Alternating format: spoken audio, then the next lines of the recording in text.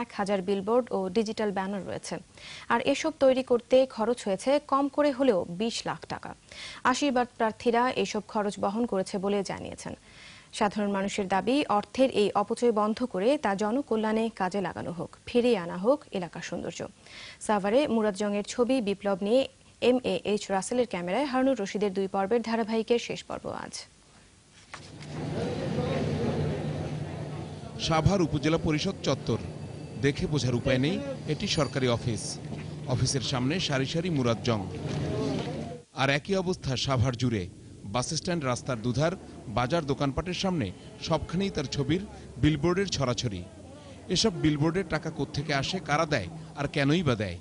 এখন ভাইয়া অন্যান্য কর্মীদের সমর্থন করে রেখে রাখছে, এখন জনগণের তো কোনো লাভ নেই, হাতে জনগণের হাতে ক্ষতি। এরকম একটা ছবি বানা গেলে 1 লাখ টাকা, 1000 টাকা লাগবে, আর যদি গেলে 11 যায় তাহলে 10 লাখ টাকা লাগবে। আসে সরকার, এখন সে এমপি, সরকার বহন করে, নিজে বহন করে।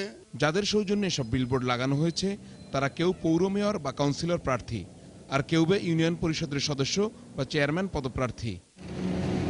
তাই শুধু রাস্তাঘাটে নয়, নিজেদের বাড়ির প্রবেশপথ বা সামনের গলিপথেও অনেকে লাগিয়েছেন মুরাদ জংয়ের বিশাল আকৃতির ছবি। তাদের একজন পৌর ছাত্রলীগের সাধারণ সম্পাদক মোহাম্মদ সোহেল রানা। এটা তো তার জনপ্রিয়তা, সে তো আর দেয় নাই, দিয়েছে তার কর্মীরা, ভালোবাসা যারা তাকে পছন্দ করে তারা দিয়েছে। বিলবোর্ডের খরচাপাতি জানতে সাভার বাজারে যারা বিলবোর্ডের ব্যবসা করেন তাদের সঙ্গে কথা বলি। তারা জানান, প্রতিদিনই মুরাদ জংয়ের ছবির বিলবোর্ড ও ডিজিটাল ব্যানার বানানোর অর্ডার পান। 1000 টাকা করে করে ধরলেও তো 10 লাখ টাকা হয়। আসলে তো বাস্তবে তার চেয়েও বেশি, ইনফ্যাক্ট কত হতে পারে?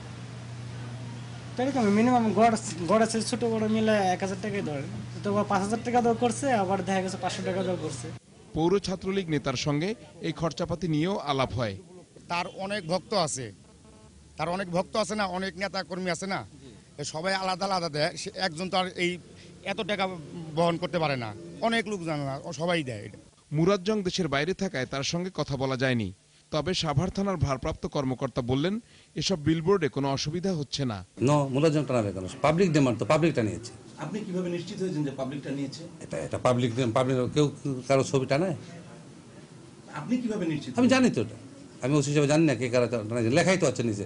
সাভারের সব সড়ক, মহাসড়ক আর গলিপথ ঘুরে বোঝা গেল, যারা মুরাদ জংয়ের আশীর্বাদ চান তারাও জানেন তিনি নিজের ছবি রাজপথে দেখতে বড় পছন্দ করেন।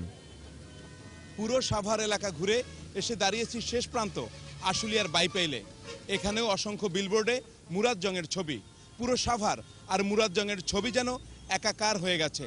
হারুনুর রশিদ, 21 টেলিভিশন, বাইপাইল, সাভার।